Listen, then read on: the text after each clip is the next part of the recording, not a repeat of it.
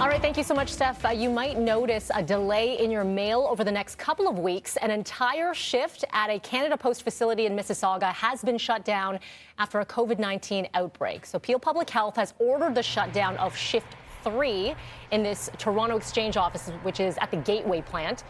Comes after 12 employees tested positive over the last 7 days. So in total, there are about 80 employees and contractors that have been ordered to self-isolate for at least 10 days. Canada Post says that paid leave provisions are in place to support these employees. Let's bring you to a live look at the facility now, which is on Dixie Road.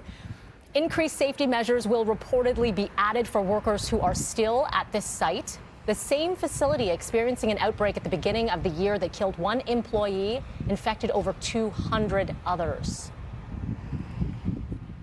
Well, from a plan to a proposal, the Ontario government now offering to top up the federal sickness benefit instead of creating a paid sick leave plan that they previously said was in the works. It's fast. It would get payments out to workers quickly. It also covers a broader range of workers across the province. So the province now offering to double the Fed's sick leave program to $1,000 a week instead of the current $500 a week that is currently in place. The opposition on the provincial and federal levels saying it is up to the Ford government to financially support sick workers. It's really unbelievable that they think they can get away with this, and to know that they could have passed a bill on March 1st and saved 955 lives. Provinces need to look at the way to deliver sick leave directly through employers, which the federal government can't do. And the federal finance minister's office also saying the sickness benefit isn't meant to substitute a provincial sick leave program. A lot of critics and health experts, including the Ontario Science Advisory Table, have called on the province to create a paid sick leave program to help stop the spread of this virus in workplace settings. Now, joining in the conversation, a local doctor posting a video explaining why a provincial sick leave program is needed to help essential workers. Watch this. Each day of work earns him $133.21 net.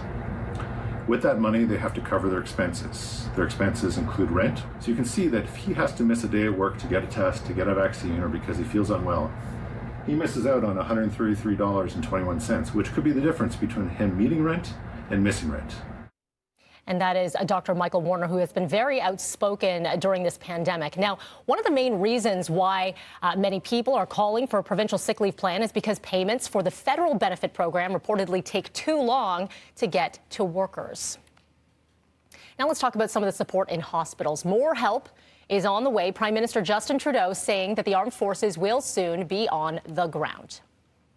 Sending men and women in uniform to help in Ontario is a serious step. We're doing this because the situation requires it.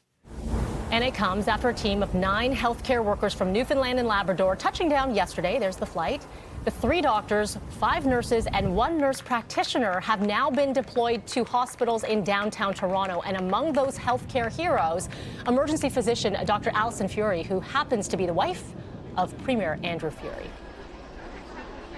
It's just the way that Newfoundlanders are. They are giving to their communities, both locally and in their own country and abroad.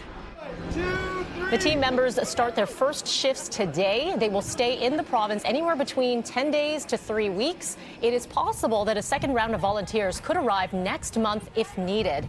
And we will actually be speaking to nurse practitioner Jennifer Hinks live this morning. She is one of those 9 volunteers as she begins her very important work here in Toronto. So we'll talk to her just after 7 o'clock. Meantime, I want to bring you here a live look at, we're going to bring you to a live look at the Sunnybrook Field Hospital. And it is where military personnel were spotted yesterday. Hospital staff say they are grateful to be in these discussions with the armed forces to help staff at the mobile health unit. And it comes after the provincial government requested military support after turning down an offer from Trudeau last week to send in extra personnel. Well, a special report related to Ontario's long-term care homes, it's expected to come out today.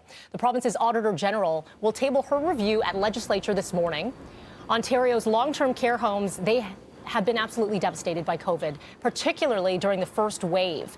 Over 3,700 residents and 11 staff have died, while the worst hit homes even received help from the military.